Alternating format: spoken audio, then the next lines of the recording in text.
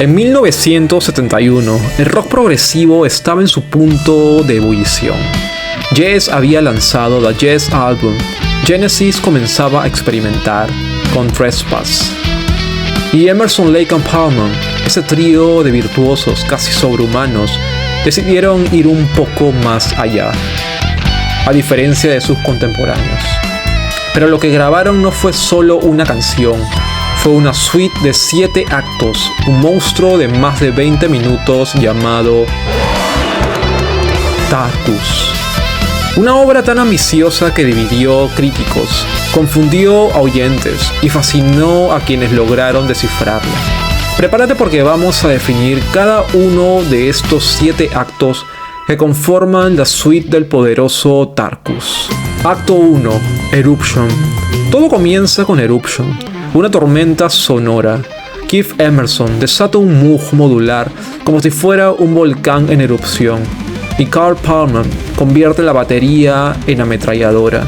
El tema avanza con un ritmo irregular, casi militar, creando la sensación de que algo gigantesco está naciendo. Y efectivamente, en el arte del disco aparece Tarkus, una criatura de magnitudes bíblicas, mitad armadillo, mitad tanque. El símbolo de la guerra mecánica de la humanidad, perdiendo su alma frente a la máquina y al sistema. Acto 2. Stones of Years. Luego la furia da paso a Stones of Years, Piedras de Años, donde Greg Lake entra con su voz majestuosa. Aquí Tarkus parece reflexionar sobre su propia existencia. El tema baja el pulso, la melodía se hace más espiritual, casi introspectiva. Emerson responde con solos de órganos que parecen litúrgicos, como si en medio del caos hubiera todavía un alma buscando sentido. Es uno de los momentos más melódicos de toda la suite, y de hecho uno de mis favoritos. Acto 3. Iconoclast. Pero esa calma dura poco. Iconoclast es una batalla corta y violenta. El ritmo se vuelve irregular, tenso, lleno de síncopas. Aquí Tarkus, aquella bestia de magnitudes bíblicas, se enfrenta a sus enemigos, los símbolos del conformismo, la religión, la ignorancia, la estupidez.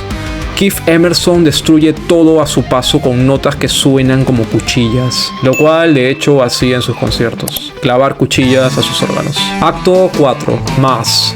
En Mass, que en español quiere decir como misa, Greg Lake toma el control. El bajo se vuelve dominante y la voz adopta un tono sarcástico. Es una crítica al fanatismo religioso y político. Es una sátira. Mientras Tarkus destruye ídolos, el hombre sigue buscando nuevos ídolos. El ritmo tiene algo funky, casi burlón, una rareza dentro del universo de Emerson, Lake and Palmer. Acto 5. Manticore. Manticore introduce un nuevo monstruo, mitad león, mitad escorpión. De hecho, es una criatura mitológica de la cultura persa, pero dentro del contexto, es la criatura que desafía a Tarkus. Los sintetizadores se transforman en rugidos metálicos. La música es breve, pero intensa, como una pelea de titanes. En la portada, Tarkus finalmente es vencido, una alegoría del progreso derrotado por sus propios excesos. Acto 6. Battlefield. Y después de la batalla, el silencio. Battlefield es el momento más humano de la suite. Greg Lake, con su guitarra y su voz melancólica, canta sobre la devastación, sobre los ideales perdidos. Es como si Tarkus hubiese sido un sueño que terminó en ruinas. Melódicamente refuerza los pasajes más sensibles de King Crimson, donde Lake también había estado. Un lamento que se levanta entre los escombros del virtuosismo. Acto 7. Aqua Tarkus. Y finalmente llega Aqua Tarkus, la resurrección. Los sonidos del moog parecen burbujas, como si Tarkus hubiera renacido bajo el agua. Es un cierre circular. El monstruo que murió en tierra vuelve al océano, quizá purificado, quizá una leve referencia al bestiario de H.P. Lovecraft, especialmente a Cthulhu, aquella bestia abominable que vive en el océano. El tema retoma motivos del inicio, pero ahora más luminosos. La suite termina como empezó, caótica, poderosa, trascendente. Tarkus no fue un hit, no fue pensado para la radio, ni para el público casual.